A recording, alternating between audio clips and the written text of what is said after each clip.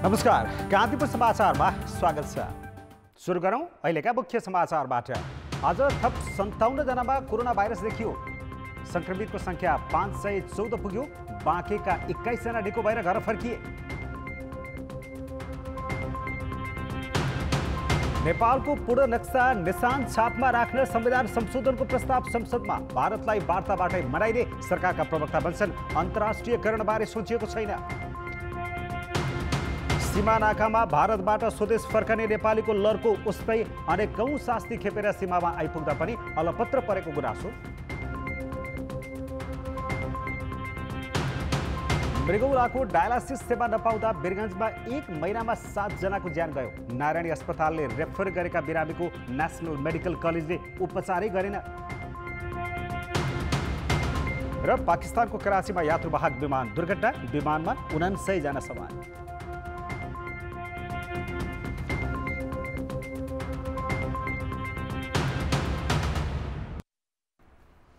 आज थप 57 जनामा कोरोना भाइरसको संक्रमण देखिएको छ। सर्लाहीमा 15 र बाँकेमा 14 सहित विभिन्न 11 जिल्लामा 57 जना बिरामी थपिएका हुन्।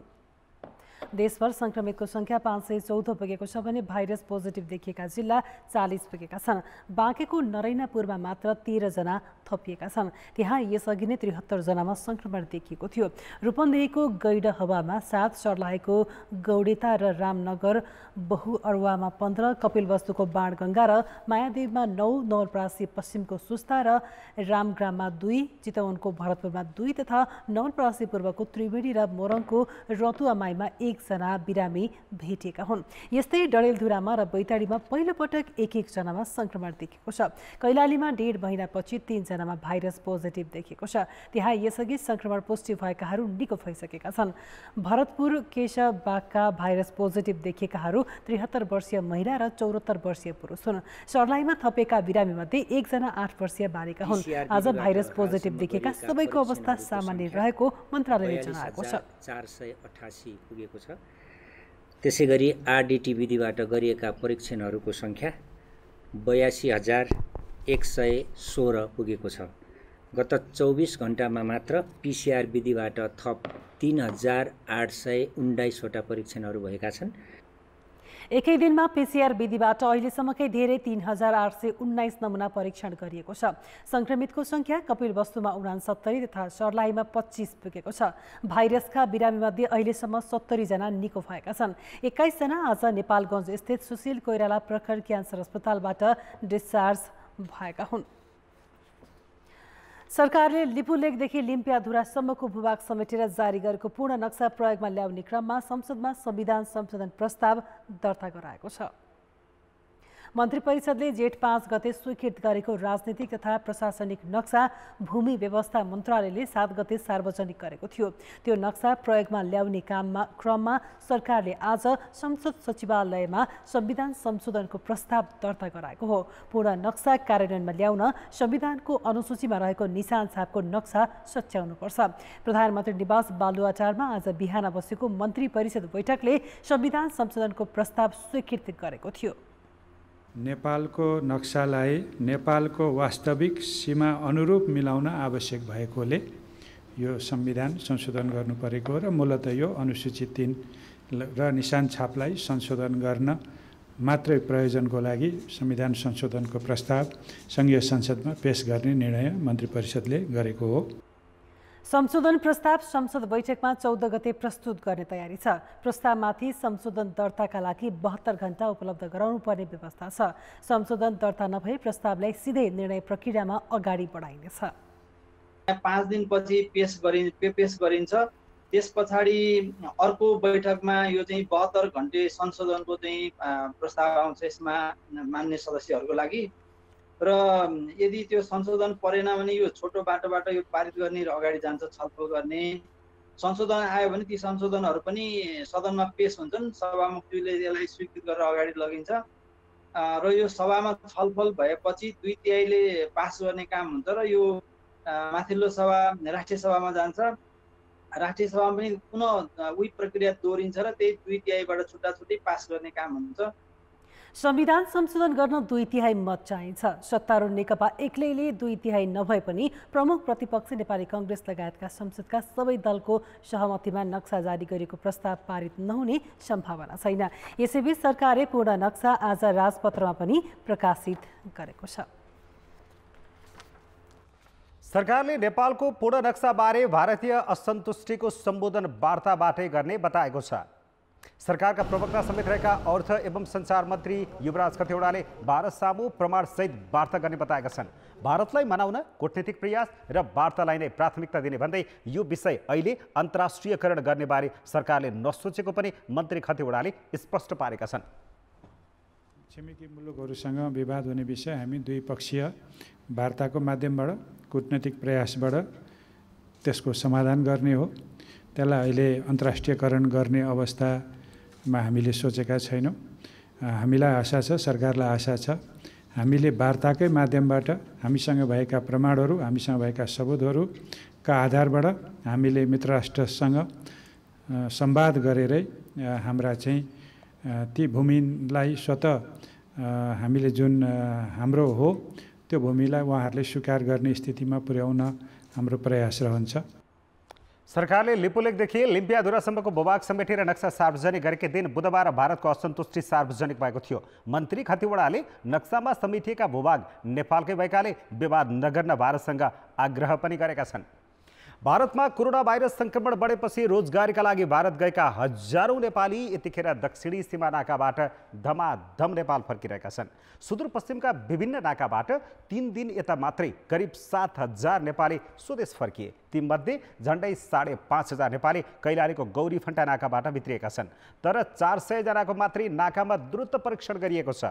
हजारौंलाई स्वास्थ्य जाँच नगरी नेपाल प्रवेश गराइँदा समुदायमा भाइरस संक्रमणको त्रास बढेको छ। कैलालीको गौरीफन्टा नाकामा छु।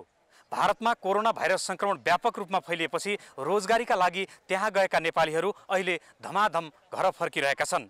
कैलालीको यो गौरीफन्टा नाका कञ्चनपुरको गड्डा चौकी, बैतडीको झुलाघाट र दार्चुलाको धारचुला नाकाबाट हजारौंको संख्यामा नेपाली नागरिकहरू स्वदेश फर्किरहेका छन्। तर सीमा नाकामा उनीहरूको व्यवस्थापन भने अस्तव्यस्त छ। यसरी नागरिकहरूलाई सामाजिक दूरीको समेत ख्याल गरिएको छैन। न त नाकामा स्वास्थ्य परीक्षणको व्यवस्था गरिएको छ, न त उचित क्वारेन्टाइन नै छ। यसरी जोखिमपूर्ण तरिकाले नेपाल भित्रिँदा स्वयं नागरिकहरू जोखिममा परेका छन्। यहाँ हजारौं मान्छे आज बालबच्चा सहित आफ्नो स्थिति एकदम नाजुक स्थितिमा छ। खान लाउन केही पाइरहेको छैन। भोकै यहाँ बसिरहनु परेको छ बिहानदेखि। न त सरकारवालाले हेरिरहेको छ, न कसैले हेरिरहेको छ। यस्तो अवस्थामा नेपाली जनताले बाँच्ने आधारै छैन। यो सरकारले हेर्नु खोज्या होइन कि जनताप्रति कुनै माया नदेखायो कि भारतमा रहने पब्लिक नेपालको नागरिक होइन कि। एकदम अवस्था नाजुक थियो। त्यहाँ पनि आफ्नो खान रहनुको पनि केही ठेगान थिएन। 3 महिनादेखि अब सबैलाई थाहै भएको कुरा हो, 3 महिनादेखि लकडाउनै थियो। एकदम नाजुक स्थिति। त्यहाँबाट कसरी हामी पनि यहाँ आइपुग्यौँ। यहाँ आइपुगे पनि यहाँको अवस्था यस्तो छ, एकदम बिजोग छ। चेक जाँच छैन, केही छैन। अब चेक जाँच गरेर सबैलाई पठाइदिए राम्रो हुन्थ्यो। भारतमा भाइरस संक्रमण फैलिएका क्षेत्रबाट धेरै नेपाली नेपाल प्रवेश गरिरहँदा तीनै तहका सरकारको व्यवस्थापन निकै फितलो देखियो। प्रदेशमा स्वास्थ्य सामग्री र जनशक्तिको अभाव देखाउँदै दक्षिणी सीमाबाट नेपाल आएका नेपालीको स्वास्थ्य परीक्षण बिनै नेपाल ल्याइएको छ। यसले समुदाय स्तरमा कोरोना भाइरस फैलिनेमा स्वयं स्वास्थ्यका अधिकारी नै स्वीकार छन्। सबभन्दा पहिले जब कैलालीमा देखियो त्यसपछि 5 जना यहाँ पुग्यो। सबैभन्दा बढी किट चाहिँ नेपाल सरकारले सुदूरपश्चिममै आपूर्ति गरेको थियो। झन्डै 75,000 किट नेपालमा आउँदाखेरि 20,000 यो प्रदेशलाई उपलब्ध गराएको थियो। अहिले रोगको भार यो प्रदेशभन्दा अरू प्रदेशमा बढी भएर धेरै फोकस उतातिर गरिएको छ। त्यो स्वाभाविक पनि हो र केही दिनभित्र बढीमा 5 देखि 6 दिनभित्र हामी यो प्रदेशमा किटदेखि लिएर पिसिआरलाई चाहिने आवश्यक सामग्री प्लस जनशक्ति चाहिँ हामी थप्छौँ र प्रयोगशालाको दायरा बढाउँछौँ। सीमा नाकाबाट वारवार्ती नेपाली स्वदेश फर्किन थालेपछि स्थानीय प्रशासनलाई व्यवस्थापन कसरी गर्ने भन्ने ठूलो चुनौती थपिएको छ। यो हाम्रो लागि अत्यन्तै चुनौतीको रूपमा चाहिँ आएको छ। एकातिर चाहिँ अब तपाईले देखिराख्नु भएको छ हाम्रो चाहिँ नेपाल भारत सीमा पारितिर चाहिँ घना जङ्गल छ चाहिँ अब जहाँ तपाईँको बाघ भालु चाहिँ जस्ता विभिन्न चाहिँ अब जङ्गली जनावरहरूको चाहिँ अब जो प्रकोप छ। अर्कोतिर चाहिँ त्यहाँ कुनै बस्न खाने कुनै किसिमको अवस्था छैन। त्यसमा चाहिँ अब भारतबाट चाहिँ एकैचोटि सीमा नाकामा चाहिँ अब मान्छेहरू चाहिँ अब आएर चाहिँ अब थुप्रिएको हुन्छन् र उहाँहरूको चाहिँ अवस्था हेर्दाखेरि अत्यन्तै दयनीय अब चाहिँ 2-3 दिनदेखि चाहिँ हिँडेर आएका भन्छन्, कोही खाना खाएको छैन भन्छन्, अब आक्रोशित अवस्थामा चाहिँ उहाँहरू चाहिँ आएको भन्छन्। अब त्यस्ता चाहिँ अब हाम्रो नेपाली दाजुभाइलाई चाहिँ अब हामीले चाहिँ हेर्नुपर्ने चाहिँ हाम्रो चाहिँ बाध्यता छ हेर्नु चाहिँ अब, र उहाँहरूलाई चाहिँ उद्धार गर्नुपर्ने छ। त्यो पनि अब सुदूरपश्चिम प्रदेश मात्रै नभइकन चाहिँ नेपालका विभिन्न जिल्ला चाहिँ अब करिब 38-39 जिल्लाका चाहिँ नागरिकहरू यो नाकाबाट आएको हाम्रो तथ्याङ्कबाट देखिन्छ। रोजगारीका लागि नेपालबाट लाखौं नेपाली भारत गएका छन् र ती सबै स्वदेश फर्किने तयारीमा छन् भन्ने पूर्व जानकारी हुँदाहुँदै पनि तीनै तहका सरकारले उनीहरूको सहज व्यवस्थापनका लागि पूर्व तयारी नगर्दा यो अवस्था सिर्जना भएको हो। अहिले पनि भारतका विभिन्न शहरबाट ठूलो संख्यामा नेपाली नेपाल प्रवेश गर्ने क्रम जारी छ। अझै पनि सीमा नाकामा सबैको स्वास्थ्य जाँच र राख्नका लागि क्वारेन्टिनको उचित व्यवस्थापन नगर्ने हो भने समुदाय स्तरमा कोरोना भाइरसको संक्रमणले भयावह रूप नलेला भन्न सकिँदैन। कान्तिपुर समाचारका लागि क्यामेरामा सुदीप थापाका साथमा टेकराज जोशी, धनगढी, कैलाली। केही बेर अगाडि प्राप्त जानकारी अनुसार रूपन्देहीमा थप 7 जना कोरोना भाइरसका संक्रमित देखिएका छन्। यो विषयमा थप जानकारी दिन भैरवाबाट हाम्रा संवाददाता भुवन पाण्डे हाम्रो प्रत्यक्ष सम्पर्कमा जोडिनु भएको छ। भुवनजी, फेरि आज रूपन्देहीमा 7 जनामा कोरोना संक्रमण देखिएको छ। हजुर निमेशजी, भर्खरै प्राप्त सूचना अनुसार जुन भैरामा रहेको प्रदेश जनस्वास्थ्य प्रयोगशालाले गरेको परीक्षणमा गैडवा गाउँपालिकामा 7 जना कोरोना संक्रमण पुष्टि भएको छ। यो सँगै गैडवा गाउँपालिकामा मात्रै 17 जना संक्रमित भएका छन्। अब रूपन्देहीमा संक्रमितको संख्या 36 पुगेको छ। एकजना चाहिँ निको भएर घर फर्किसकेको अवस्था छ। अनि आज संक्रमितहरूलाई कहाँ राखिएको छ? उहाँहरू स्वास्थ्य कर्मीको सम्पर्कमा आइसक्नु भएको छ? बुटोलमा रहेको विशेष कोरोना अस्पतालमा 30 जना हुनुहुन्छ। त्यस्तै भीम अस्पतालमा 22-23 जना हुनुहुन्छ अहिले संक्रमितहरू। अहिले दुवै अस्पतालमा राख्न सक्ने अवस्था नभएको भनेर जानकारी आएपछि उनीहरू अहिले जुन गैडामा रहेको क्वारेन्टिन छ त्यही क्वारेन्टिनमा हुनुहुन्छ। उहाँहरू सबै भारतबाट आएको नागरिकहरू हुनुहुन्छ उहाँहरू। अनि क्वारेन्टिनको व्यवस्थापन चाहिँ कस्तो छ? उहाँहरूलाई संक्रमण देखिसकेपछि उहाँहरूलाई छुट्टै फेरि आइसोलेसनमा राख्नुपर्ने हुन्छ, त्यो खालको व्यवस्थापन क्वारेन्टिनमा छ त? छैन। अब उनीहरू अहिले पनि क्वारेन्टिनमा जुन अवस्थामा थिए पहिला त्यही अवस्थामा छन्। सबै एकै ठाउँमा सङ्गोलमा सामूहिक रूपमा बस्नुभएको छ। अस्पतालमा पनि क्षमता नभएको हुनाले ल्याउने अवस्था छैन भनेर जनस्वास्थ्यमा खबर आएको स्वास्थ्यकर्मीहरूले बताएका थिए। निवेशी, मैले केही बेर अगाडि सम्पर्क गर्दाखेरि अब उनीहरूलाई कसरी राख्ने त, कसरी आइसोलेट गरेर राख्ने भन्ने विषयमा के भन्छन् सम्बन्धित अधिकारीहरू? अहिले स्वास्थ्यकर्मीहरूले चाहिँ अब हामीले अब अस्पतालमा व्यवस्थापन नभएको हुनाले हामीले उहाँहरूलाई अरूको सम्पर्कभन्दा टाढै छुट्टै कक्षामा राख्छौँ भनेर जानकारी गराउनु भएको थियो। अब सम्भवतः भोलिसम्म थप व्यवस्थापन हुन्छ भनेर मलाई सम्बन्धित निकायका पदाधिकारीहरूले जनप्रतिनिधिहरूले जानकारी गराउनु भएको थियो। निवेशी भुवनजी, अब भारतबाट नेपाल आउने क्रम दिन प्रतिदिन सङ्ख्या बढ्दो छ, यो क्रम बढिरहेको छ र भारतबाट आउनेहरूमा सङ्क्रमण पनि बढी देखिरहेको छ। उहाँहरूलाई ल्याएर क्वारेन्टिनमा राख्नुपर्ने बाध्यात्मक स्थिति छ। अहिलेको स्थितिमा उहाँहरूलाई क्वारेन्टिनमै राख्ने भनेर सरकारले नै भनिरहेको छ। क्वारेन्टिनहरूमा अब हरेक दिन थपिँदै आउने नागरिकहरूलाई राख्न सक्ने स्थिति छ छैन, या क्वारेन्टिनको सङ्ख्या बढाउनेतिर लागि छ कि छैन? यो आज म सीमा नाकामा गएको थिएँ दिउँसोतिर। त्यति बेला अहिलेसम्म बेलिया नाकाबाट आउने क्रम चाहिँ 800 पुगेको छ। उनीहरूलाई केही सीमाका जिल्लाका स्थानीय तहहरूले जुन अर्घाखाँची, पाल्पा, नवलपरासीका स्थानीय तहहरूले चाहिँ गाडी नै पठाएको थियो। उनीहरूलाई एउटा विवरण राखेर यहाँ राखेर नाकामा राखेर चाहिँ उनीहरूलाई सम्बन्धित स्थानीय तहहरूमा पठाइएको थियो। अब चाहिँ यो नाका सहज भएको हुनाले पूर्व मेचीदेखि पश्चिम महाकालीसम्मका सबै नागरिकहरू यो नाकामा हुँदै आउने क्रम बढ्दो छ। अहिले पनि भारतको क्वारेन्टिनमा बसेका 1000 भन्दा बढी नेपालीहरू छन्।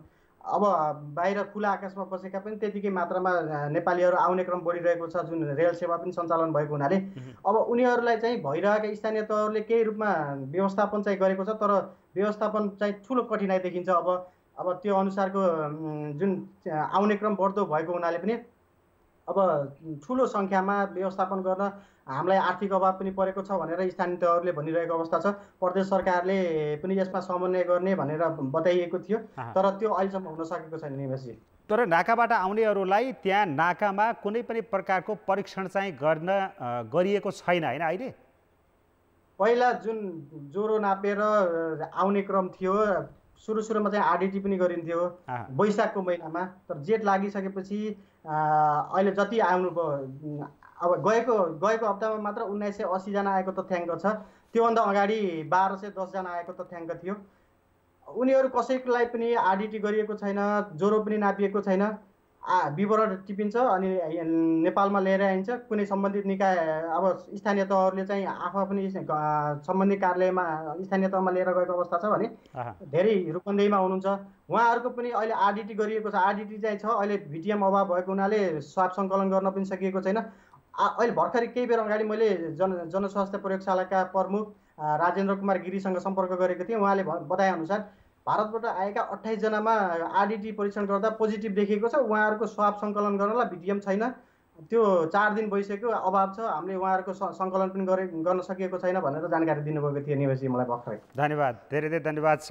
भुवन पाण्डे भैरवबाट रूपन्देहीमा केही बेर अगाडिको जानकारी अनुसार 7 जना नयाँ सङ्क्रमितहरू थपिनु भएको छ र यो सङ्क्रमणको क्रम बढिरहँदा भारतबाट नेपाल प्रवेश गर्ने क्रम पनि बढिरहेको छ। धेरै सङ्ख्यामा नेपाल आइरहने क्रम चलिरहँदाखेरि सीमा नाकामा फेरि कुनै पनि परीक्षण भएको छैन, सिधै नेपाल भित्राउने काम भइरहेको छ भन्ने जानकारी दिँदै भारतीय सीमा क्षेत्रका सहरमा लकडाउन खुकुलो बन्दै गएपछि नेपाली स्वदेश फर्किने क्रम बढेको छ। कञ्चनपुरको दोधारा चाँदनी र ब्रह्मदेव हुँदै खुल्ला सीमा क्षेत्र भएर दैनिक स्वदेश भित्राउने नेपालीको लड्को लागेको छ। कोरोना भाइरसको जोखिमभन्दा पनि घर पुग्ने आशामा ज्यानै जोखिममा राखेर ठुलो सङ्ख्यामा नेपाली नागरिक दक्षिणी सीमा क्षेत्रमा आइपुगेका छन्। उनीहरू कसरी सीमासम्म आइपुगेका छन् त? भारतका विभिन्न सहरबाट सीमा क्षेत्रमा पुगेका नेपालीले भोगेको यात्रा निकै पीडादायी छ। हामी 24 जना छौँ। 24 जनामा 2.5 लाख रुपियाँ किराय हालेर हामीले त्यहाँदेखि बस बुकिङ गरेर यहाँसम्म खटिमाको लागि बस बुकिङ गरेर आएँ। तर हामीलाई खटिमासम्म पनि आउनु दिएन। यो बरेलीमै हामीलाई बसमा उतार्यो। उसले बरेलीमा चेकपोस्ट पर्दाखेरि हाम्रो मेडिकल चेक गर्दाखेरि उसले भने कि तिमीहरू कहाँको पब्लिक हो? हामीले भने हामी नेपालबाट बिलोङ गर्छौँ भनेर भने। उसले पनि नेपालको त कोही अप्सन नै छैन, तिमीहरू जहाँदेखि आयो त्यहीदेखि जानुपर्छ भनेर हामीलाई बसमा रिटर्न बसालेर हामीलाई गुजरात लग्दै थियो। पछि के गर्ने भनेपछि हामीले त्यो बसले हामीलाई रिटर्न लग्दाखेरि हामी बसलाई बिचमा उतारेर हामी जङ्गलको बाटो आए। न त्यति बेला हामीसँग पैसा नै थियो। ल हामीसँग जङ्गलको बाटो त्यो ठाउँमा कहिले नगएको, हामी अब कहाँदेखि जाने के गर्ने भन्दा हामी कन्फ्युज भयो। हामी 6 दिनसम्म जङ्गलको बिचमा बसे, खानाको कोही फिक्स छैन, खाना लाउन धेरै गाह्रो भयो हामीलाई। इन्डिया हरियाणादेखि आएको सर, अनि बाटोमा आउँदाखेरि त समस्या त धेरै छन् हजुर। उताबाट त पास बनाएर आउनु दिएको छ, उत्तराखण्ड सरकारले बिचमा आउनु दिएको छ, किनकि भन्नुहोस् धेरै मान्छे अलपत्र परेका छन्। हामी कमसेकम 7-8 जनाको पास बनाएर ग्रुप बनाएर आएको थियो उहाँबाट गाडी बुक गरेर। उहाँको सरकारले बिल्कुलै उहाँको कोडले हामीलाई लेखेर मतलब लिखित गरेर साइन गरेर दिएको छ होइन, सबै डकुमेन्ट बनाएर दिएको छ। तर यो बिच बाटोमा उत्तराखण्डमा बिचमा घुस्न दिएन। त्यहाँबाट कमसेकम 40-50 किलोमिटर हामीहरू राति हिँडेर आयौँ। 25,000 रुपियाँ तिरेर पुगेछौँ हामीहरू बिहान। यहाँ 4 जना 5 जनाको 25,000 भाडा तर यति गरेर पनि हामीलाई सरकारले त केही गर्न लाग्छ। हामी आफै पनि सरकारले यो त भनिदियो कि हाम्रो मान्छेलाई घर पठाइदियो भनेर, यति पनि गर्ने हो। सरकारको हातमा केही छैन। हामी त्यहाँबाट त्यो खटिमाबाट हिँडेर यहाँ पुग्यौँ बिहान। त्यहाँबाट त हामी बाँचेर आयौँ जसरी भयो भने यहाँ मर्ने सम्भावना किन छ भनेपछि यहाँ कुनै व्यवस्था छैन। हामीलाई यो माग छ कि हामीलाई हाम्रो घरमा पुगाएर हाम्रो परिवारले खाना दिएर हामी बाँच्न सक्छौँ कि त्यो भन्न चाहन्छु सर। हामीलाई 4-5 दिन भइसक्यो बागेश्वरबाट आए, पहाडदेखि हिँड्दा खुट्टा सुट्टा सब दुखिसक्यो। के गर्ने, यस्तै भइहाल्छ। भोकाले पुगिसकेका छौँ। हिँड्दै समथिङ 50 किलोमिटर जति हिँडेर यहाँ आएको।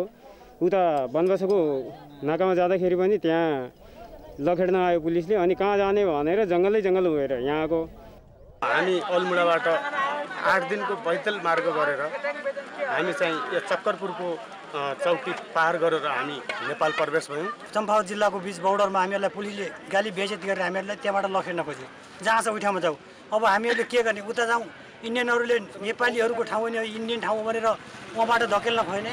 अब यिनीहरूले तल धकेल्ने, हामी यता जाउँ उता जाउँ भयो। यसरी दुःख कष्ट सहँदै ज्यान जोखिममा राखेर घर पुग्ने आशामा हिँडेका उनीहरू नेपाली भूभागमा पुगेपछि बल्ल सुरक्षित भएको महसुस गरेका छन्। कान्तिपुर समाचारका लागि क्यामेरामा चिरायु थापाका साथ तेज सिंह मुस्कान, दोधारा चाँदनी, कञ्चनपुर। भाइरसको महामारी तीव्र गतिमा फैलिएको भारतबाट हजारौं नेपाली स्वदेश फर्कने क्रम बढेपछि उनीहरूको व्यवस्थापनको समस्या चर्किँदै गएको छ। सुरुमा 10,000 नजिकै क्वारेन्टिनमा राख्ने गरिए पनि चाप थेगी नसक्नु हुँदै जाँदा उनीहरूलाई जाँच गर्नेदेखि खानपान, बसोबास र घर पठाउने सम्मका लागि तयारी नै छैन। बरु संघीय तथा प्रदेश सरकार नै अलमलमा छन्। संक्रमणको जोखिम बढ्दै जाँदा स्वदेश फर्कन चाहेका नेपालीलाई विदेशबाट ल्याउने र स्थानीय तहको जिम्मा लगाउने छलफल सुरु भइरहेको बताउँदै आए पनि संघीय सरकार कुनै ठोस निष्कर्षमा पुगेको छैन। भारतबाट मात्रै फर्कने नेपालीको चाप अहिले सिमानामा दिनदिनै बढिरहेको छ। उनीहरूलाई स्वास्थ्य परीक्षण गरेर भित्राउने र व्यवस्थित क्वारेन्टिनमा राख्ने त कुरै छाडौँ, खाने बस्ने व्यवस्था मिलाउन समेत स्थानीय स्तरमा हम्मे पर्न थालेको छ। अब सानोतिनो प्रयासले व्यवस्थापन धान्न सक्ने अवस्था छैन। सीमा क्षेत्रका स्थानीय तहले मात्रै यो क्षमता राख्दैनन्। यस्तो अवस्थामा संघीय सरकारको योजना के छ त?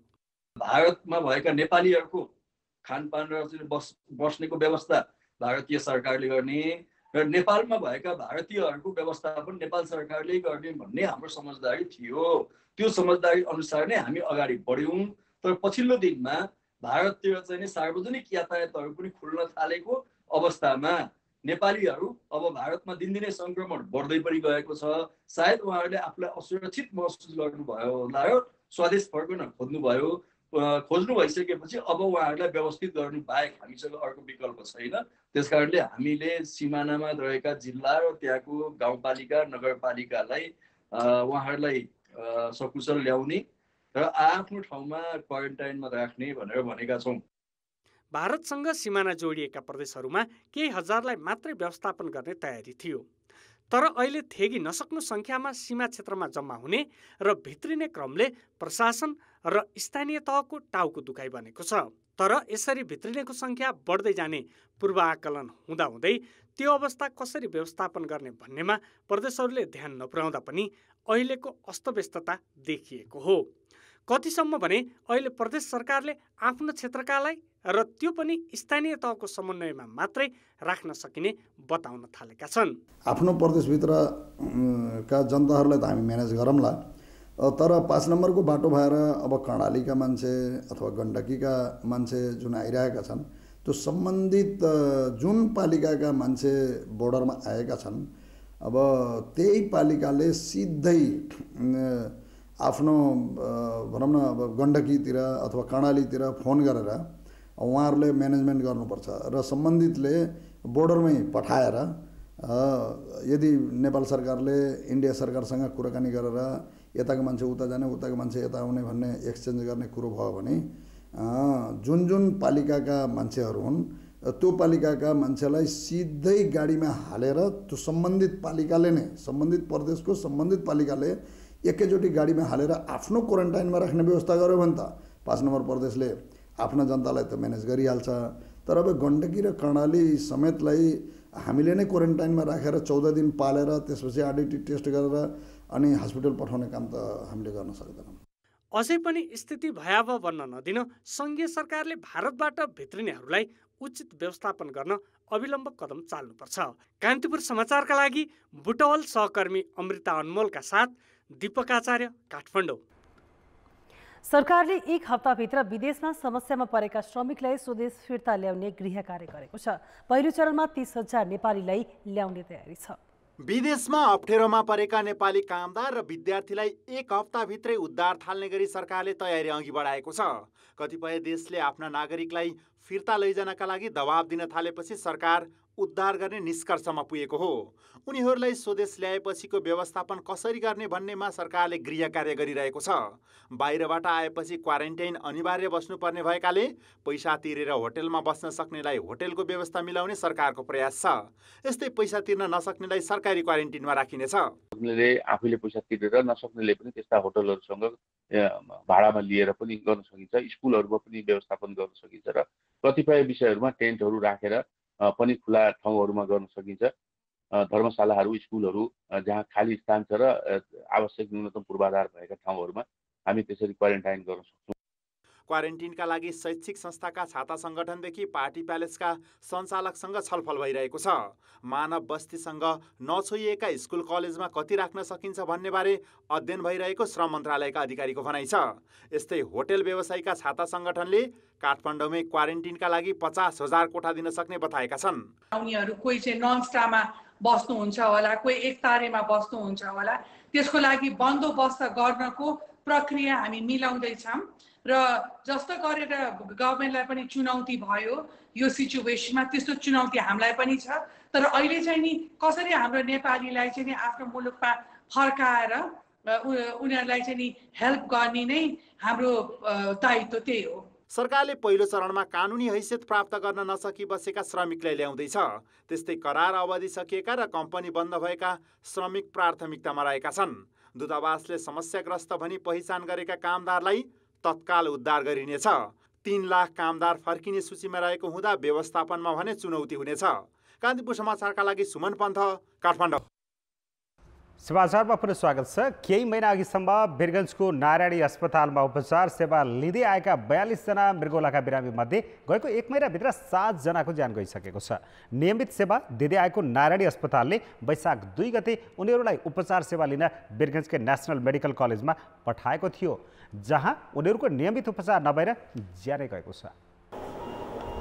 नशा जस्तै देखिने पाइपबाट शरीरमा हुने रगतको प्रवाह अनि बीचबीचमा मिसिनको आवाजसँगै चलायमान जीवन, अस्पतालको शय्यामा मृत्युसँग पल पल सङ्घर्ष गरिरहेका मृगौलाका यी बिरामीलाई मात्र थाहा होला कि जीवनको मूल्य के हुन्छ भनेर।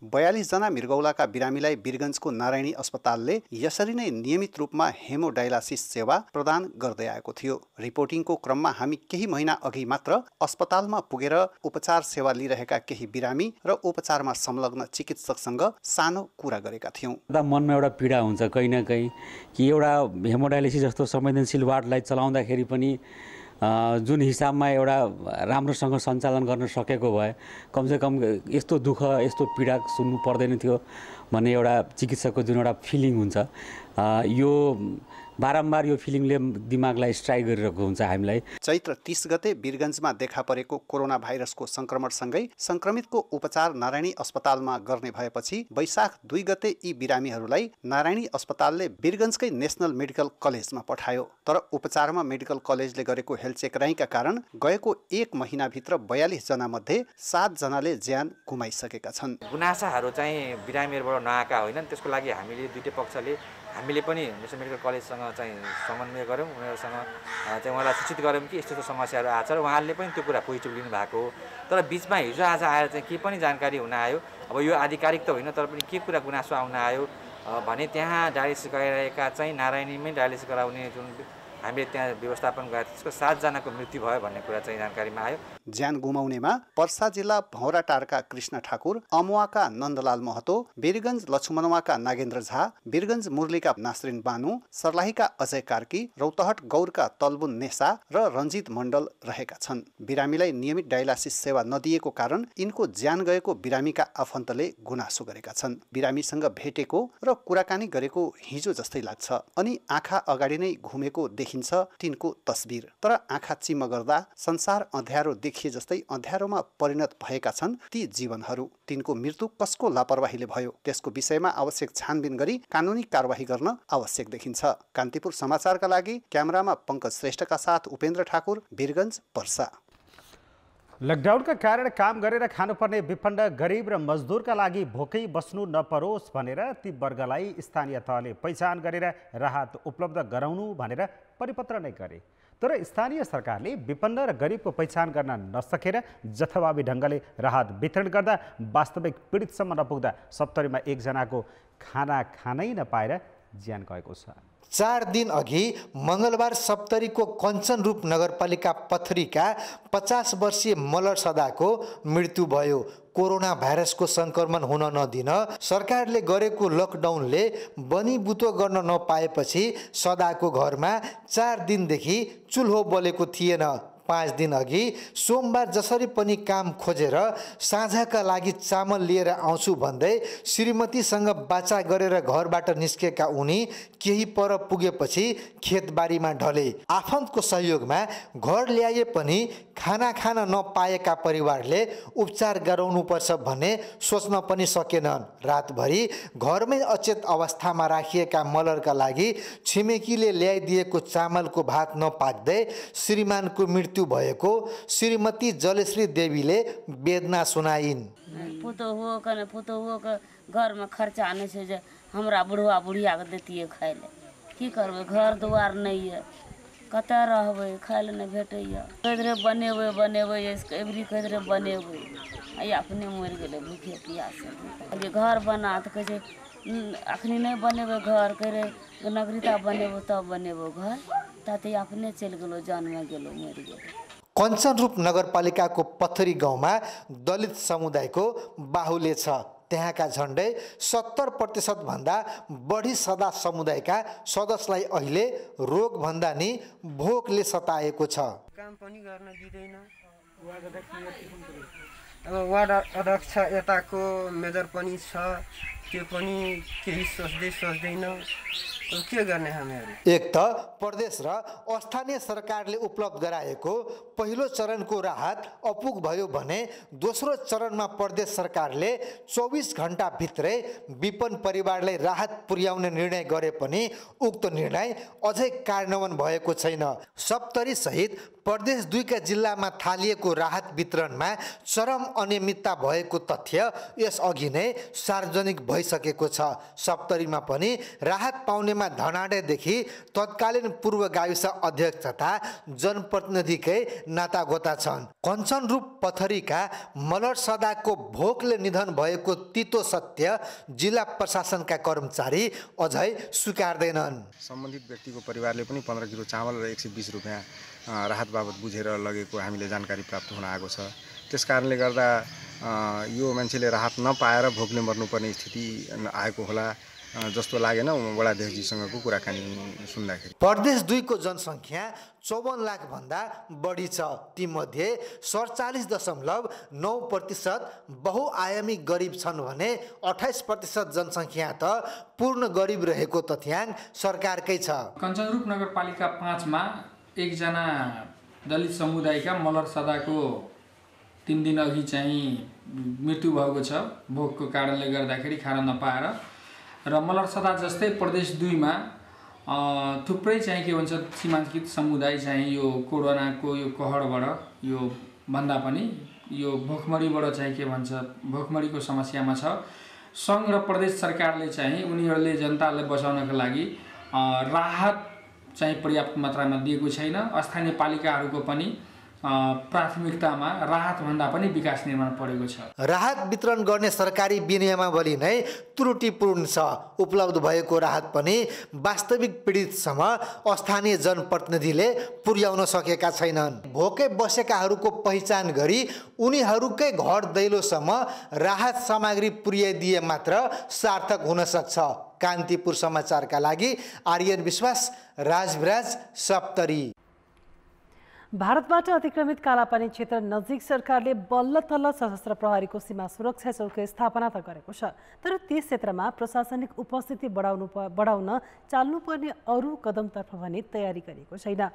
ब्यास गाउँपालिकाको छाङ्ग्रुमा पहिलोपटक सीमा सुरक्षा चौकी स्थापना गरेको सरकारले त्यस क्षेत्रमा प्रशासनिक पहुँच बढाउन अरू सरकारी कार्यालय र सेवा विस्तार गर्नुपर्ने देखिन्छ। दार्चुलाको ब्यास गाउँपालिकाको छाङ्ग्रुङमा पहिलो पटक सशस्त्र प्रहरीको सीमा सुरक्षा चौकी स्थापना भयो। भारतले नेपाली भूमिमाथिको अतिक्रमण बढाउँदै लगेपछि यस क्षेत्रमा पहिलो पटक सुरक्षा उपस्थिति देखिएको हो।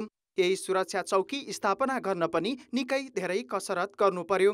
त्यहाँ पुग्न र प्रहरीलाई चाहिने बन्दोबस्तीका सामान पुर्याउन सेनाको हेलिकप्टर प्रयोग गरियो। सो क्षेत्रमा सडक पूर्वाधार नभएकै कारण हेलिकप्टर प्रयोग गर्नु परेको हो। कालापानी भन्दा झन्डै 17 किलोमिटर ओर छाङ्ग्रुङमा सडक पूर्वाधारको समस्या त छँदैछ, त्यहाँ शिक्षा, स्वास्थ्य, सञ्चार, बैङ्क तथा सरकारी कार्यालय लगायतका अन्य पूर्वाधार पनि छैनन्, जुन तत्काल पुर्याउनु पर्ने आवश्यकता छ। अब त्यहाँ निकै कठिनाइहरू छ। अब हिमाली जिल्लाका गाउँहरू अन्यत्र पनि जस्तो कठिनाइ हुन्छ त्यो त्यस्तै कठिनाइ त्यो उत्तरी भेगको हाम्रो दार्चुलाको उत्तरी भेगको गाउँले पनि भोगिरहेको छ। मुख्यतः त्यहाँ चाहिँ बाटोको नै समस्या छ, आवाजाही गर्न, अहिले गाउँ फर्कन समस्या छ भनेपछि भोलि केही त्यहाँ बिरामी भयो, दुर्घटना भयो भने निश्चित अब त्यहाँ रेस्क्यु गर्नलाई निकै नै कठिनाइ हुन्छ। यस क्षेत्रमा विकासका पूर्वाधार नभएका कारण यहाँका बासिन्दा घुम्ती जीवन बिताउन बाध्य छन्।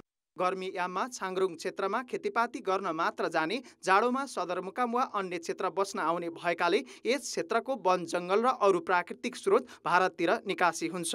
यसले अपी नाम्पा संरक्षण क्षेत्र, वन पैदावार र वन्यजन्तु समेत असुरक्षित बनेका छन्।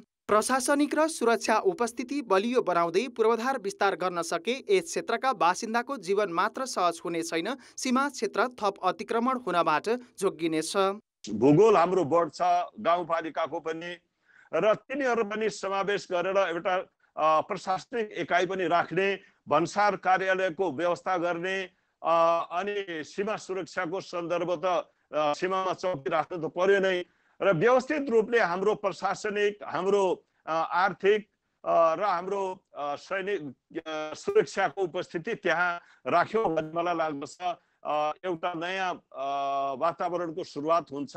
नेपाल सरकारले लिपुलेकदेखि लिम्फियाधुरासम्मको भूभाग समेटेर आफ्नो नक्सा जारी गरिसकेको अवस्थामा छाङरुङको विकास अझ बढी आवश्यक छ। किनभने भारतसँग वार्ता गरी नेपालले 2018 सालसम्म आफ्नो प्रशासनभित्र रहेका कुठी, नाबी र गुन्जी क्षेत्रको अतिक्रमण हटाएपछि ती गाउँसँग सम्पर्क बढाउन पनि छाङरुङको उपस्थिति सुदृढ बनाउनुपर्छ। कान्तिपुर समाचारका लागि बाबुराम तिमिल सिन्हा, काठमाडौँ। सरकारले 60 वर्ष मुनिका एकल महिला र अति अशक्त तथा अपाङ्गता भएका व्यक्तिलाई दिँदै आएको सामाजिक सुरक्षा भत्ता वितरणमा रोक लगाएको छ। सामाजिक सुरक्षा सम्बन्धी नयाँ ऐन र नियमावली कार्यान्वयनमा आएसँगै करिब 4 लाख लाभग्राही भत्ताबाट वञ्चित भएका छन्। सामाजिक सुरक्षा भत्ता बापत अति अशक्त एवं अपाङ्गता भएका व्यक्तिलाई सरकारले 2053-54 सालदेखि र 2068-69 सालदेखि 60 वर्ष मुनिका समेत एकल महिलाले मासिक सामाजिक सुरक्षा भत्ता पाउँदै आएका थिए। पछिल्लो समय अपाङ्गता भएकाले मासिक 1600 र एकल महिलाले 2000 रुपियाँ पाइरहेका थिए। तर अहिले सामाजिक सुरक्षा नियमावली कार्यान्वयनमा आएपछि गत चैतदेखि 80,000 जना अशक्त अपाङ्ग र 60 वर्ष मुनिका 3,20,000 जना एकल महिलाले भत्ता पाउन छाडेका छन्। भत्ता कटौतीले आफूहरूको जीवनयापन, घर खर्च र लालाबालाको शिक्षा दीक्षामै असर पुगेको उनीहरूको गुनासो छ। भत्ता आएपछि के उसको लागि खर्च पुग्छ हामीले हेर्न पर्दैन भन्ने एक खालको उसले उसलाई सम्मान पनि मिलेको थियो र हिंसामा पनि धेरै महिलाहरूलाई कम भएको थियो, एकल महिलाहरूलाई। अब त त्यो जब भत्ता आउँदैन भनिसकेपछि त त्यो पैसा त जे भए पनि परिवारले खर्च गर्नुपर्ने हुन्छ। परिवारले दिनुपर्ने भएपछि त्यो एकल महिलामा चाहिँ भोलि अब फेरि हिंसाको सुरुवात हुन सक्छ, उनीहरूले धेरै दुःख पाउन सक्छन्। त्यस कारणले गर्दाखेरि यो आर्थिक रूपमा चाहिँ यो गर्नै नहुने खालको चाहिँ काम सरकारको तर्फबाट भयो। त्यस कारणले यो त अब यसको त कुनै शब्दै छैन, भन्नै सकिँदैन। यो कोरोनाको कारणले गर्दाखेरि सायद यो बन्दको कारणले हाम्रो भत्ता नमिलेको होला भन्ने विश्वासमा हुनुहुन्थ्यो। तर यतिखेर यस्तो हो कि उहाँहरूलाई त राहत दिनुपर्नेमा झन् एउटा सरकारले आहत दिएको अवस्था छ। यो बारेमा हामी धेरै दुखित भएका छौँ। न्यूनतम रूपमा भए पनि सुरुवात गरिएको थियो, त्यसबाट अब बिस्तारै क्रमिक रूपमा चाहिँ बढ्दै गएको अवस्था थियो यो भत्ता। यसले गर्दाखेरि चाहिँ साँच्चै के भन्दाखेरि जो चाहिँ साँच्चीकै न्यून तल्लो रूपमा रहेको अपाङ्गता भएका व्यक्तिहरूको लागि चाहिँ यसले चाहिँ ठुलो असर पुर्याउँछ, जसले गर्दा उनीहरूको जिउने आधार भनौँ न, जिउने अधिकारका लागि पनि यसले चाहिँ धेरै हदसम्म चाहिँ समस्या क्रिएट गर्छ। 80,000 जति व्यक्तिहरूलाई चाहिँ प्रभाव पार्छ।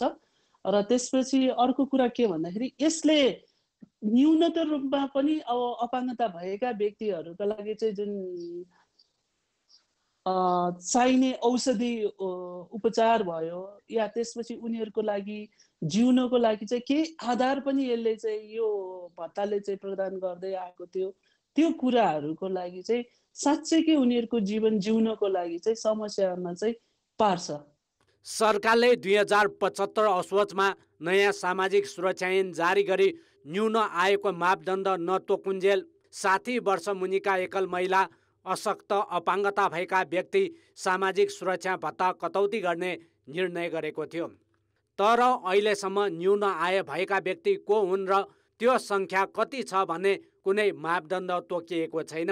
मापदण्ड नबने पनि गृह मन्त्रालय अन्तर्गतको राष्ट्रिय परिचय पत्र तथा पञ्जीकरण विभागले भने नयाँ व्यवस्था अनुसार मात्रै सामाजिक सुरक्षा भत्ता वितरण गर्न भन्दै सबै स्थानीय तहलाई पत्राचार गरिसकेको छ। त्यसको मार अति विपन्न व्यक्तिमा परेको छ।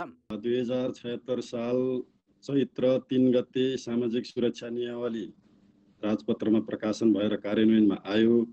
त्यो नियमावली कार्यान्वयनमा आइसकेपछि ऐनको सामाजिक सुरक्षा भत्ताका दफाहरू पनि पूर्ण रूपमा कार्यान्वयनमा आएको हुँदाखेरि खास गरी 60 वर्षभन्दा कम उमेरका विधवा एकल महिला र अति अशक्त अपाङ्गहरूको लागि चाहिँ यो तेस्रो चौमासिकको भत्ता वितरण चाहिँ अब बाँकी छ।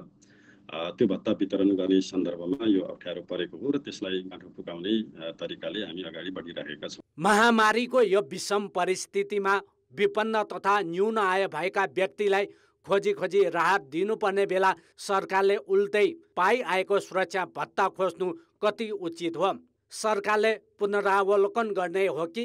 कान्तिपुर समाचारका लागि भक्तपुर सहकर्मी सुन्दर शिल्पकार र क्यामेरामा हेमन्त कटवालका साथ नारायण किलम्बु, काठमाडौँ।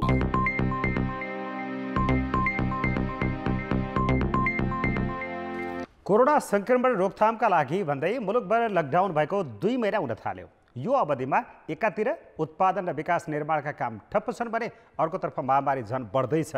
यस्तो अवस्थामा आम नागरिकको जीविकोपार्जन तथा आर्थिक गतिविधि कसरी सञ्चालन गर्न सकिएला त? लकडाउन लम्बिँदै जाँदा सरकारले गत साता उद्योग धन्दा र विकास निर्माणका कामलाई केही खुकुलो गर्यो। ठप्प भएका गतिविधि चल्मलाउन थाले, बैंकहरू खुले। त्यसले केही हदसम्म जनजीवन सहज हुने अपेक्षा थियो। तर संक्रमणको दर पनि एकाएक उच्च भएपछि सरकारको सो निर्णय अपरिपक्व साबित भयो। अहिले लकडाउन झन कडा पारिएसँगै महामारीको कहरले जनजीवन मात्रै होइन, चालु आर्थिक वर्षमा जम्मा 28% मात्रै विकास निर्माण भएकोले सिङ्गो अर्थतन्त्र नै सङ्कट उन्मुख देखिएको छ। यस्तो अवस्थामा समुदाय र भिडभाडबाट टाढा रहेर गर्न सकिने कामलाई निरन्तरता दिने तयारीमा लाग्नुपर्ने भएको छ। सावधानीका मापदण्ड तय गरी उद्योग कल कारखाना सञ्चालन, आपूर्तिमा सहजता र गाउँ फर्किएको जनशक्तिलाई कृषिमा प्रयोग गर्दै अघि बढ्नुपर्ने सुझाव अर्थविदहरूको छ। त्यसो नगरे बढ्दो सङ्कट सम्हाल्न नसक्ने अवस्थामा आउन सक्छ। राज्यको ढुकुटीमै करहरू नआउने र व्यापक रूपमा बेरोजगारीको समस्या बढ्ने हुँदाखेरि यसले भविष्यमा राजनीतिक सङ्क्रमण पनि निम्त्याउन सक्ने अवस्था हुन सक्छ। जुन युवा साथी हुनुहुन्छ उहाँले जति पनि हाम्रो यो अन्तर्राष्ट्रिय स्तरमा भनिएका सङ्क्रमण बच्ने उपायहरू छन् त्यसलाई अपनाएर चाहिँ आर्थिक गतिविधि चाहिँ हामी अगाडि जानुपर्ने छ। महामारी तीव्र रूपमा फैलिने क्रममा रहेकाले कहिले नियन्त्रणमा आउँछ भन्ने यकिन छैन। त्यसैले लकडाउन मात्रै लम्ब्याउनु भन्दा परीक्षणको दायरा बढाएर जोखिम मुक्त क्षेत्रमा आवश्यक सतर्कता सहित आर्थिक क्रियाकलाप र जनजीवन सहज बनाउन सकिने उपायमा लाग्नुपर्ने चिकित्सकहरूको राय छ। 2-4 चाहिँ अब 5 त्यो समुदायको साइज अनुसार लाई गरेर परीक्षण गर्दाखेरि चाहिँ के पनि देखिएन, संक्रमण देखिएन भने चाहिँ बाँकी समुदायमा नि छैन होला भनेर अनि अलि कल कारखानाको गतिविधिहरू अलि बढाउन खुकुलो पार्न त्यसले ढुकाउन मिल्छ, आधार मिल्छ। अर्थतन्त्रलाई गतिशील र जनजीवन सहज बनाउनेतर्फ सरकारको तयारी भने देखिँदैन। यसमा सबै नागरिकहरूले, सबै मुलुकवासीहरूले सरकारले अहिले चालेको बन्दाबन्दीको अभियानलाई सहयोग गरेर यसलाई पालना गरेर सुरक्षित रहेर संक्रमणलाई बढ्न नदिने गरी व्यवस्थापन गर्नु सबै नागरिकको कर्तव्य हो। हामी त्यही अपेक्षा गर्छौँ। आर्थिक गतिविधि खुम्चिँदा सरकारको आमदानी पनि गुमेको छ। लक्ष्यको 55% मात्रै राजस्व सङ्कलन भएको छ। यसले कर्मचारीलाई तलब भत्ता खुवाउन पनि पुग्दैन। महामारी रोक्न, लकडाउनले प्रभावित अर्थतन्त्र उकास्न र राहत दिन सरकारलाई अरू हम्मे पर्नेछ। त्यसैले पनि सतर्कता र सचेततापूर्वक जति सकिन्छ आर्थिक गतिविधि चलायमान बनाउनेतर्फ योजनाबद्ध तयारीमा लाग्नु आवश्यक छ। कान्तिपुर समाचारका लागि सृजना बास्तोला, काठमाडौँ। नेपाली सेनाका एक अधिकारी झण्डै 2 करोड रुपैयाँ भ्रष्टाचार गरेको अभियोगमा दोषी ठहर भएका छन्। भक्तपुर स्थित सैनिक आवासीय महाविद्यालयमा सम्पर्क अधिकृत छँदा उनले भ्रष्टाचार गरेको ठहर गरी 2 महिना कैद र 1 करोड 85 लाख रुपैयाँ असुल उपर गरी फैसला सैनिक अदालतले सुनाएको छ। महासेनानी अधिकृत सहित अरू 5 जना पनि दोषी ठहर भएका छन्। सैनिक कल्याणकारी कोषको लगानीमा सञ्चालित महाविद्यालयमा भएको आर्थिक अनियमितता प्रकरणमा सहायक रथीको अध्यक्षतामा गठित कोर्ट अफ इन्क्वायरी बोर्डले गत फागुन 23 मा महासेनानी अधिकारी सहित 18 जना विरुद्ध सैनिक अदालतमा मुद्दा दायर गरेको थियो। उपरथीको अध्यक्षतामा गठन भएको सैनिक अदालतले भ्रष्टाचारी ठहर भएका महासेनानी अधिकारीलाई सेवाबाट हटाउने निर्णय पनि गरेको छ। प्रमुख सेनानी देव बहादुर छेत्रीको 2 वर्ष बढुवा रोक्ने र 4,40,000 रुपैयाँ असुल गर्ने फैसला भएको छ। लेखातर्फका सहसेनानी सुरेन्द्र विक्रम भण्डारीलाई नगद सही नसिहत दिने फैसला सैनिक अदालतले सुनाएको छ। कारबाहीमा पर्ने अरू 2 जना रहेका छन्। 13 अभियुक्तले भने सफाई पाएका छन्। भ्रष्टाचार विरुद्ध लिएको कडा नीति अन्तर्गतको यस्ता कारबाही गर्दै जाने नेपाली सेनाले जनाएको छ।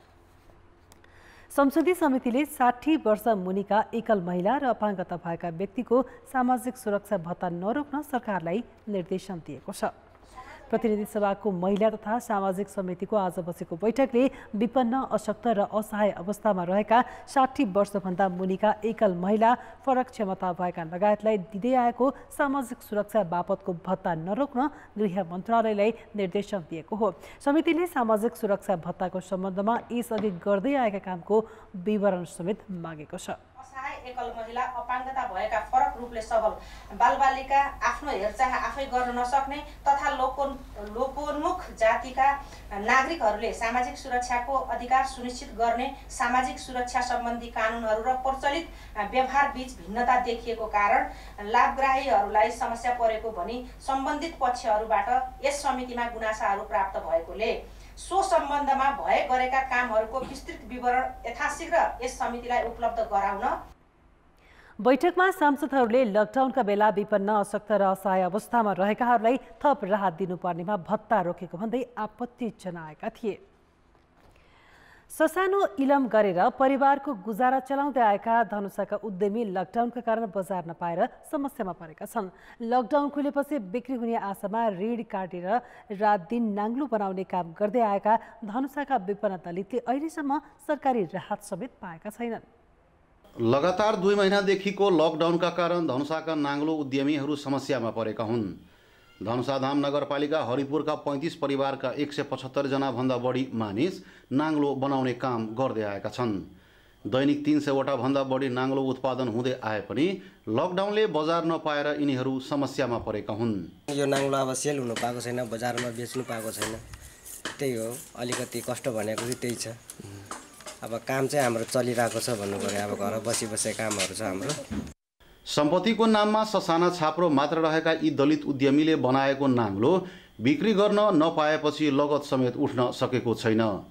चुरे जङ्गलमा बाँस पाउने गरे पनि बेत किन्नुपर्ने बाध्यताका कारण साहु महाजनसँग ऋण काटेर परिवारको गुजारा गर्दै आएका यिनीहरू बजार खुलेपछि बिक्री हुने आशमा बालकदेखि वृद्धसम्म रातो दिन नाङ्लो बनाउने काममा जुटेका छन्। लकडाउन छ भनेर छपक्क लाएर बस्यो भने फेरि पेट पनि फेरि छपक्कै हुन्छ। यत्रो बालबच्चाहरू छ अनि त्यसो बाँच्ने उपाय त गर्नु पर्यो नि। त्यो बेच्ने बेलामा गाउँतिर यसो डुलाएर बेच्छु। 2-4 पिस लग्यो, 10 पिस लग्यो, अनि त्यही भोकोले मरिने भयो। कुनै ठाउँमा गाउँमा पनि ढोग्नु दिँदैन, लो हुँदैन भनेर भन्छ। श्रमिक तथा विपन्न परिवारलाई हातमुख जोड्नका लागि स्थानीय सरकार मार्फत 2 चरणको राहत पठाइसकेको प्रदेश सरकारले दाबी गरे पनि राहतको नाममा अहिलेसम्म प्रति परिवार 7.5 किलो चामल मात्र पाएको यिनीहरूको गुनासो छ। दुःख नगरेको त्यो खान पनि पाइँदैन। हामीहरूको चौडी चचारमा 1 गठा खेतको जोतेर खाने खेत छैन, भएको 1 घरगाडी हो, छोराछोरी छन्, तिनीहरू लेखाइ पढाइ त्यो गरि नै राखेको छौँ। तर राहत साथ चाहिँ हामीहरूलाई 5-7 किलो गरी चामल दिएर ठग्यो, अरू त केही गर्नु सकेन। मुख्य पेसा नै नाङ्लो बनाउने काम मात्र रहेको यिनीहरूले सामाजिक दूरी कायम राखेर आफ्नो काम गर्दै आएका छन्। कान्तिपुर समाचारका लागि क्यामेरामा बिर्खेश यादवका साथ अनिल मिश्र, पूर्व पश्चिम राजमार्ग, हरिपुर, धनुषा। अब जनपदको अन्तिम परिणाम। जनपदमा हिजो हाम्रो प्रश्न थियो, सरकारले विद्यालयको पठन पाठनका लागि पूर्व तयारी नथाल्नुलाई के भन्नुहुन्छ? ए महामारी नियन्त्रणलाई प्राथमिकता, बी शिक्षाप्रति बेवास्ता र सी अल्छी संयन्त्र। जनपदको अन्तिम परिणाम यस्तो छ, ए महामारी नियन्त्रणलाई प्राथमिकतामा 23%, बी शिक्षाप्रति बेवास्तामा 34% र सी अल्छी संयन्त्रमा 43%। अब जनमतमा आजको प्रश्न। जनमत आजको प्रश्न छ, सार्वजनिक पूर्वाधारमा क्वारेन्टिन र आइसोलेसन बनाउन गरिने अवरोधलाई के भन्नुहुन्छ? ए महामारीप्रति संवेदनहीनता, बी अनावश्यक त्रास र सी संक्रमणमा सजगता। जनमतको अन्तिम परिणाम भोलि बेलुका 8 बजेको कान्तिपुर समाचारमा प्रसारण गर्नेछौँ। कृपया 34001 मा एसएमएस गरी आफ्नो मत व्यक्त गर्नुहोला। कोरोना संक्रमणबाट ज्यान गुमाएकी महिलाका आफन्तहरू आज नवजात शिशुसहित धुलेखेल अस्पतालबाट डिस्चार्ज भएका छन्। सिन्धुपाल्चोक 12 वर्षकी सुत्केरी महिलाको गत जेठ 1 गते कोरोना संक्रमणबाट मृत्यु भएपछि उनको नवजात शिशुसहित परिवारका अरू 4 जना सदस्यलाई जेठ 2 गतेदेखि धुलेखेल अस्पतालको आइसोलेसनमा राखी कोरोना भाइरसको परीक्षण गरिएको थियो। परीक्षणका क्रममा कसैलाई पनि कोरोना भाइरसको संक्रमण नभएको पाइएपछि पनि नवजात शिशुमा भने सामान्य स्वास्थ्य समस्या देखिएकाले अस्पतालमै राखेर उपचार गरिएको थियो। शिशुको स्वास्थ्य अवस्थामा सुधार भएको भन्दै आज अस्पतालले मृतक परिवारका सदस्यहरूलाई डिस्चार्ज गरेको हो। अस्पतालबाट डिस्चार्ज भए पनि उनीहरूलाई सिधै घर नपठाई लामो साँगो स्थित क्वारेन्टिनमा राख्ने तयारी गरिएको छ। कान्तिपुर समाचार अहिलेलाई सकियो। कान्तिपुर टेलिभिजन हेर्दै गर्नुहोला। नमस्ते।